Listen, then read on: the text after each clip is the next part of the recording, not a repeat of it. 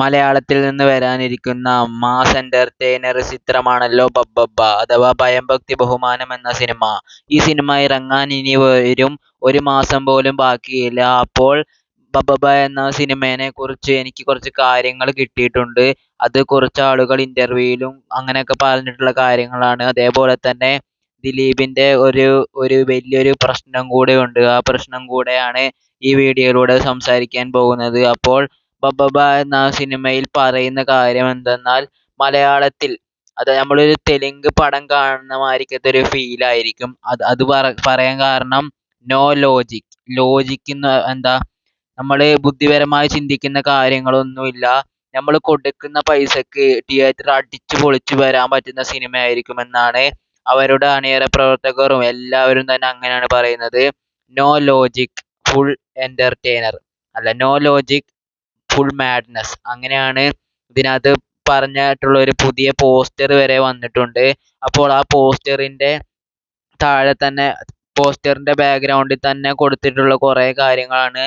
അവിടെ ബാക്ക്ഗ്രൗണ്ടിൽ ഫുള്ള് റേസിങ്ങും ഫൈറ്റും ബഹളവും തീയും അങ്ങനെയൊക്കെയാണ്. പിന്നെ ഒരു ഗില്ലി യൂണിവേഴ്സ് എന്ന് എഴുതിയിട്ടുണ്ട്. അത് പറഞ്ഞാൽ ഗില്ലി യൂണിവേഴ്സിൽ നടക്കുന്ന കാര്യമാണോ എന്ന് അറിയില്ല, ഇനി റെഫറൻസിന് വേണ്ടി കൊടുത്തതാണോ എന്നും അറിയില്ല. അപ്പോൾ എന്തായാലും പിന്നെ സിനിമയുടെ പ്രമോഷൻ പരിപാടികൾ കുറച്ച് വ്യത്യസ്തമായി നല്ല രീതിയിൽ മാർക്കറ്റ് ചെയ്യാൻ പറ്റുന്ന രീതിയിൽ ചെയ്യുമെന്നൊക്കെ പറയുന്നുണ്ട്.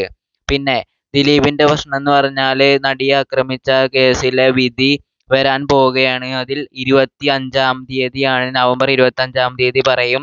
ഡിസംബറിലാണ് വിധി വരിക. അപ്പോൾ വിധി എങ്ങനെയായാലും സിനിമയെ ബാധിക്കുമോ എന്ന് ചോദിക്കുകയാണെങ്കിൽ, സിനിമ നല്ലതാണെങ്കിൽ ഒരിക്കലും തന്നെ ബാധിക്കുകയില്ല. അതിനുദാഹരണമാണ് രാമലീല. ഈ പ്രശ്നം കത്തി നിൽക്കുന്ന സമയത്ത് ഇറങ്ങിയ സിനിമയായതുകൊണ്ടും നല്ല സിനിമയായതുകൊണ്ടും തന്നെ അത് ജയിച്ചു.